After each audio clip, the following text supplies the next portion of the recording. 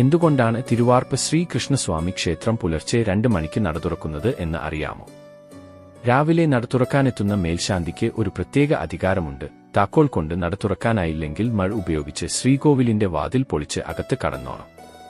അഭിഷേകം കഴിഞ്ഞ് ദേവശരീരം തുവർത്തുകൊണ്ട് തുടയ്ക്കാനും നിൽക്കണ്ട, ശിരസ് മാത്രം ഒന്ന് തുടയ്ക്കണം.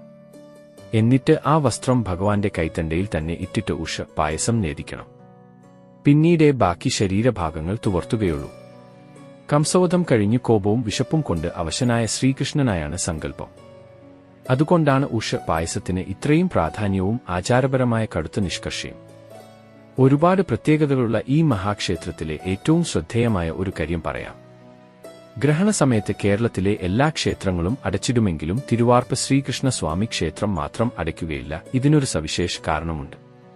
ഒരിക്കൽ പതിവ് പോലെ ഗ്രഹണസമയത്തു ക്ഷേത്രം അടച്ചിടുകയും അതിനുശേഷം തുറന്നപ്പോൾ ഭഗവാന്റെ അരഞ്ഞാണം അരയിൽ നിന്ന് ഊരി നിലത്തു കിടക്കുന്നതുമാണ് കണ്ടത്. ഗ്രഹണസമയത്തു നട അടഞ്ഞു കിടന്നിരുന്നതിനാൽ നേദ്യം വൈകുകയും വിശപ്പിനാൽ വയറൊട്ടി അരഞ്ഞാണം അഴിഞ്ഞു താഴെ വീഴുകയും ആയിരുന്നു എന്നാണ് ദേവപ്രശ്നത്തിൽ കണ്ടത്. ഈ സംഭവത്തിനു ശേഷം നേദ്യം വൈകും എന്ന കാരണത്താൽ ഒരിക്കലും ഗ്രഹണത്തിന് തിരുവാർപ്പ് ശ്രീകൃഷ്ണസ്വാമി ക്ഷേത്രം അടയ്ക്കുക പതിവില്ല. വാർപ്പിൽ സ്ഥിതി ചെയ്യുന്ന ചതുർബാഹുവായ കൃഷ്ണവിഗ്രഹത്തെ വില്വമംഗലം സ്വാമിയാണ് ഇവിടെ പ്രതിഷ്ഠിച്ചത്. അതിനാൽ ഈ സ്ഥലത്തിന് തിരുവാർപ്പ് എന്ന പേര് ലഭിച്ചു. അതുവരെ കുന്നംപള്ളിക്കര എന്നായിരുന്നു അറിയപ്പെട്ടിരുന്നത്. ഗുരുവായൂർ കൂടാതെ ആനയോട്ടം നടക്കുന്ന ഏക ശ്രീകൃഷ്ണ ക്ഷേത്രവും ഇതാണ്.